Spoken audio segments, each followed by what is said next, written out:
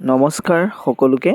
আজি পবিত্ৰ মেডাম মেফিৰ দিনা আমাৰ চিলাপথাৰ মহাবিদ্যালয়ৰ দৰ্শন বিভাগৰ সমূহ ছাত্ৰ ছাত্ৰীক লৈ আমি শিৱসাগৰলৈ বুলি ৰাওনা হৈছিলোঁ শিক্ষামূলক ভ্ৰমণৰ বাবে। আমি ডিব্ৰুগড় পাৰ হোৱাৰ পিছতেই আমি মৰাণত ছাত্ৰ ছাত্ৰীসকলৰ বাবে লৈ যোৱা ব্ৰেকফাষ্ট তেওঁলোকক খাবলৈ দিছিলোঁ। তাৰপিছতেই আমি প্ৰায় 10 মান বজাত আমি শিৱসাগৰ পাইছিলোঁগৈ। প্ৰথমতে আমি ছাত্ৰ ছাত্ৰীসকলক লৈ শিৱদৌলত সেৱা কৰিছিলোঁ।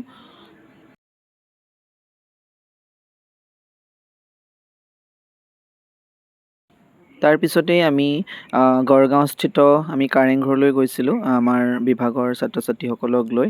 আমাৰ লগত সহযোগ কৰিছিল আমাৰ বিভাগীয় মুৰব্বী ডক্টৰ মলয়া গগৈ বাইদেউ, লগতে মোৰ সহকৰ্মী মহেশ গোৱালাই।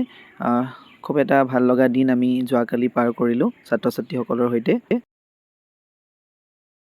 যোৱাকালি যিহেতু মেডাম মেফি আছিল, গতিকে কাৰেংঘৰৰ বাকৰিত লগতে তলাতল ঘৰতো মেডাম মেফি উদযাপন কৰা হৈছিল। আমাৰ ছাত্ৰ ছাত্ৰীসকলে সেই মেডাম মেফিও চাবলৈ পালে, খুব ভাল লাগিল।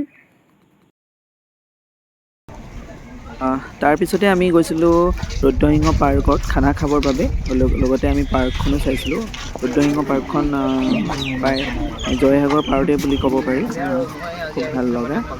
ছাত্ৰ ছাত্ৰীসকলক লৈ আমি দুপৰীয়াৰ এসাঁজ খাইছিলোঁ তৃপ্তিৰে। জুহাল বুলি এখন ৰেষ্টুৰেণ্ট আছিল, তাত আমি খাইছিলোঁ। ৰুদ্ৰসিংহ পাৰ্কত বহুত ভাল লগা এটা বিষয় হ'ল তাত অনুষ্ঠান হৈছিল, আমি বিহু চাবলৈ পাইছিলোঁ।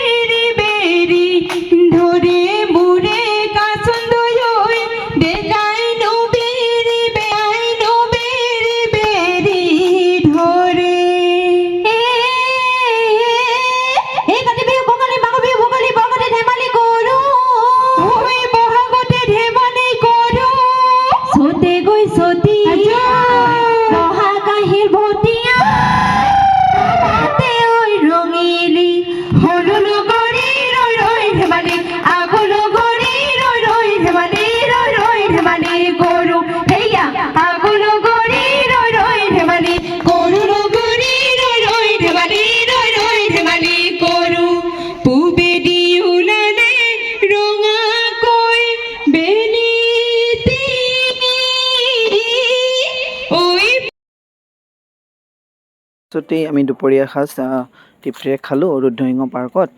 তাৰপিছত খুব ধুনীয়াকৈ ছাত্ৰ ছাত্ৰীসকলে পেট ভৰি ভাত খালে। ভাত খোৱাৰ পিছত ৰুদ্ৰসিংহ পাৰ্কত সিহঁতে ফটো উঠিলে, ফূৰ্তি কৰিলে।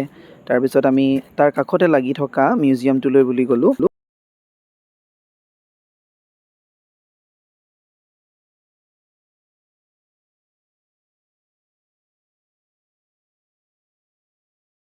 ৰুদ্ৰসিংহ পাৰ্কৰ কাষতে আছিল ঘনশ্যাম ঘৰ, ইমান ভাল লগা। ছাত্ৰ ছাত্ৰীসকলে প্ৰথম চাইছে, মই আগতে এবাৰ গৈছিলোঁ, খুব ভাল লাগিল। সিহঁতৰ যে কিমান কি কথা, খুব ধুনীয়াকৈ দিনটো পাৰ হ'ল।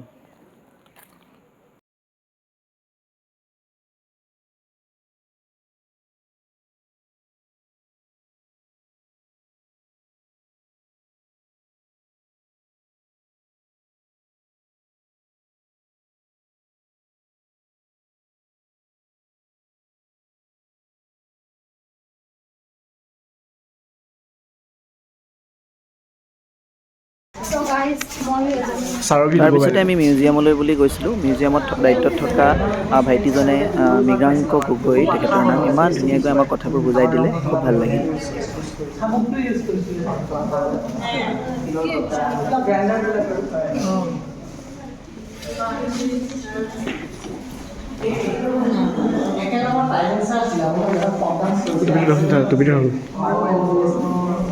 এখন কাৰখাই ধনু বুলি কয়, আমাৰ ইয়াত আকৌ চুতীয়াসকলে কৈছিলে, ইণ্ডিয়াত আপোনাৰ বাবৰে কৈছে।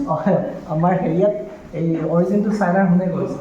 এইটো বাফেলো হৰ্ন ইউজ কৰে, কপি কৰিছে এতিয়া প্লাষ্টিক। চাইনাৰ মানে হান চাইনিজ কিনি আমাৰ হাতে কাৰখাই লৈ দদায়ো গাইছে, কাৰখাই এইটো খালি উত্তৰ মাৰি লগাইছিলে, এতিয়া মৰাপাট। কপি কৰিছে মই মুম্বাইলৈকে গৈ আহিছো হয় নেকি? 5 বাৰ গ'লো চাইনা এই চাইনাৰ কাপোৰে পিন্ধি আছো বুজিছোঁ আপুনি কি লিখে বাইদেউ গগৈ অঁ আগতে কি লিখিছিলে গগৈ ককাহঁতৰ দিনত কি লিখিছিলে মিউজিয়ামত থকা বিভিন্ন বস্তুবোৰ বৰ ধুনীয়া আৰু ছাত্ৰ ছাত্ৰীসকলৰ সৈতে মিউজিয়ামৰ দায়িত্বত থকা ভাইটিটোৱে আমাক বৰ ধুনীয়াকৈ বুজাই দিলে তলাতল ঘৰৰ বিষয়ে বা বিভিন্ন ধৰণৰ তাত থকা পুৰণিকলীয়া যিবিলাক সম্পদ সেই সম্পদবিলাকৰ বিষয়ে আমি বহুত নজনা কথা জানিলোঁ।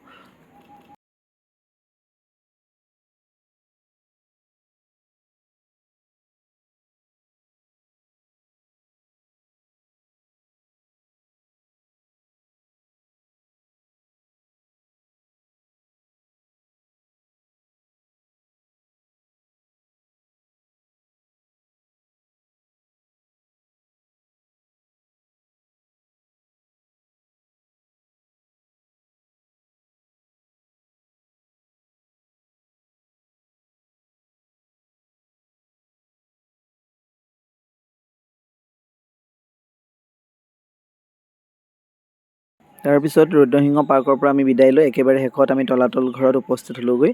তলাতল ঘৰটো কালি পবিত্ৰ মেডাম মেফি কাৰ্যসূচী অনুষ্ঠিত কৰা হৈছিল। আমি অকণমান চালোঁ ছাত্ৰ ছাত্ৰীসকলক লৈ ভাল লাগিল।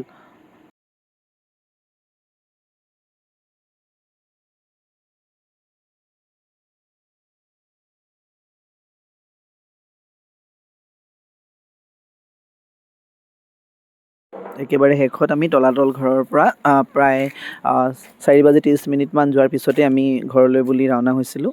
খুব ভাল লাগিল, এটা ভাল লগা দিন। জয়টো দৰ্শন বিভাগ, জয়টো চিলাপথাৰ মহাবিদ্যালয়। ধন্যবাদ।